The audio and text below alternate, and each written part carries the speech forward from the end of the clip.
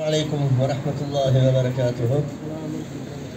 Barılık karındaşlarımızın uzun müşahede hazır olup çıkanla Allah rahmet kılsın, emmeylenle Allah ecri versin.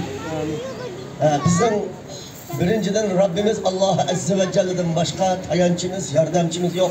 En evvel asman zemini yaratan Allah, bütün insi cinden hesap atkan Allah, bütün padişahlardan hesap alıdığan Allah var. Andın kasa dünya sebebi alem varlık dünyadaki hürlük talep kılgan, adalet talep kılgan, şahlıkla adalet bilen başkuru men davatkan varlık padişahlarının üstüge zimmigi lazım ki dünyanın üzerine ve öz memlekete veya sırtıda yüzünün halkı olsun, başkalar olsun zulüm uçurgan meyli insan, meyli hayvan için hesap veriş. Bunu sürüştürme karış. Şunun için bizim şu yurtumuzdaki halkımız şunda zulüm kılını biz daima bir şey çıkıvatımız. Xitay daim kuluğu pan, ağzı kaça, tili melktir, bir yığın söz yok.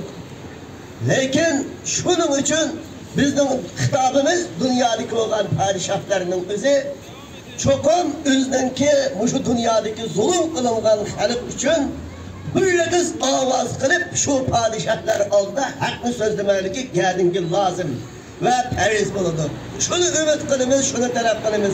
Ömer razıyallahu anhu diyen benim memleketimde bir tügünün kusuku aç kalıp ya ki bir oğlatın yüzü aç kalıp ülep kalsa mende Ömer'den Allah kıyameti hesap atı diyen.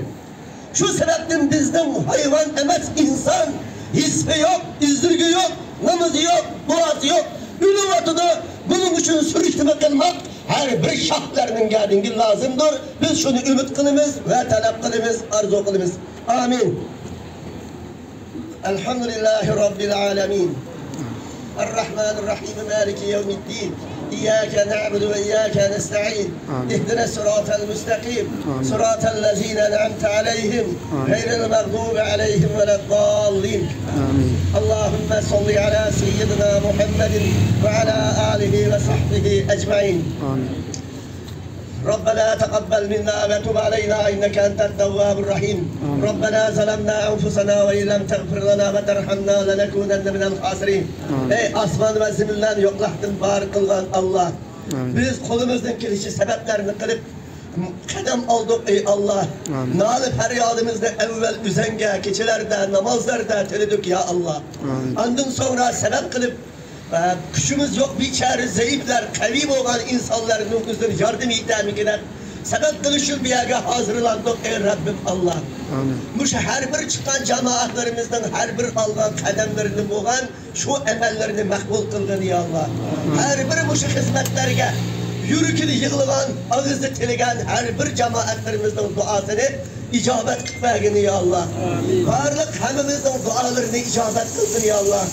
Şu ülep geçen, şehit kılınıp geçen karındaşlarımızın ruhini illiğinde kılgın ya Allah. Kabirlerini cennetten bağları kıtmağını ya Allah. Kabirlerini cennetten bağları kıtmağını ya Allah. Ruhini illiğinde kıtmağını ya Allah.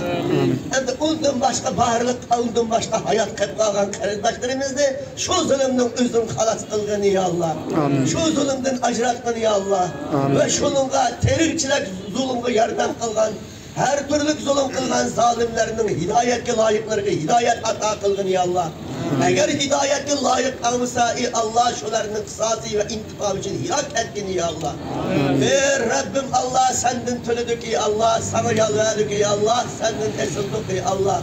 Varlık insanlar ve arzuyumuzda, ümidimizde iltimas kıldık ey Allah. Allahümme salli ala seyyidina Muhammedin ve ala alihi ve sahbihi ecma'in. Ya Erhamer Rahim.